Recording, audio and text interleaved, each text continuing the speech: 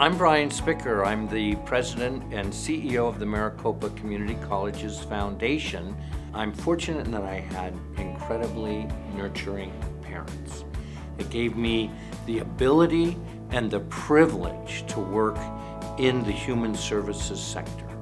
And then from there, I had the best family, my best children, my husband, to support me in that endeavor. Human and civil rights have played a big role in my development over these many, many years. It really started in between sophomore and junior year. I went to work in irrigate fields in Blythe for 75 cents an hour. It brought me to go back into my high school and lead the grape and lettuce boycotts of the supermarkets because I really got to see firsthand how farm workers were not being remunerated or respected for what they do. When I had the opportunity to recruit Brian Spicker to come work with many of us at the Valley of the Sun United Way, it was really driven by a number of factors. Number one, I had had a chance to really work with Brian in the community, both in his time at the Data Network for Human Services and then his very successful and significant leadership of Body Positive. And really taking an organization that was addressing a critical need and a critical issue in our community at the time, and providing some authentic community leadership that I think helped to inform so many of us to an important issue that needed to be addressed in our community. My work with Southwest Center, formerly known as Body Positive, really started as a volunteer again. So volunteerism runs through me. Before I knew it, I was chair of the board in 1993. And it was during that time that we launched clinical trials. And so we moved from being a peer-driven support group to actually building the treatments that are effective today, and brought millions and millions of dollars into the community for physicians and for their patients.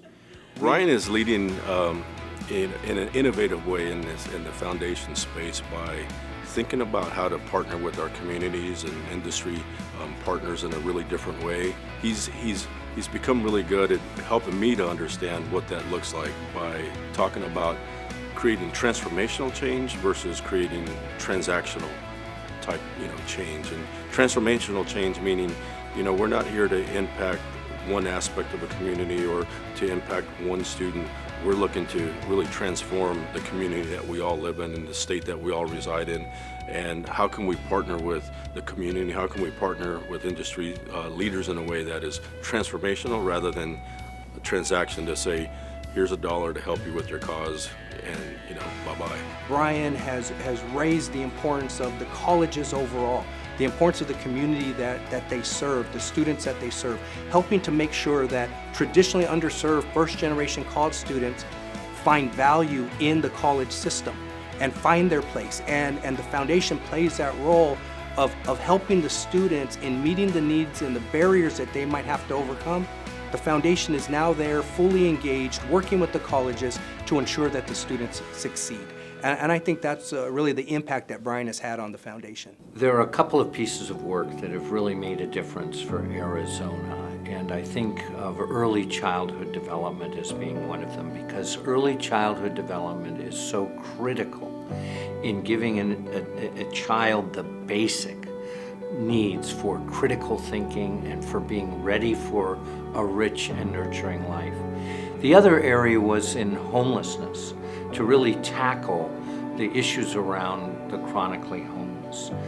Both of those issues were things I got to work directly with Valley of the Sun United Way, bringing $75 million into early childhood development, as well as 1,000 units of permanent supportive housing for the chronically homeless. Brian's sort of reputation in the community, his ability to engage multiple partners, really just fit right in with the model of what we were trying to create at Valley of the Sun United Way at the time. This idea of a community impact organization that would collaborate and convene and work with others to improve the outcomes that we wanted to see in the community in terms of making our community better.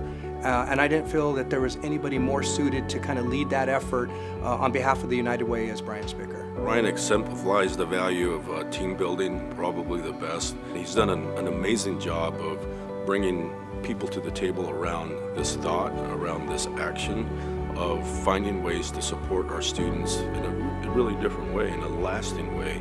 I just have to say that Brian's done an exceptional job of, showing everyone how to be a team player.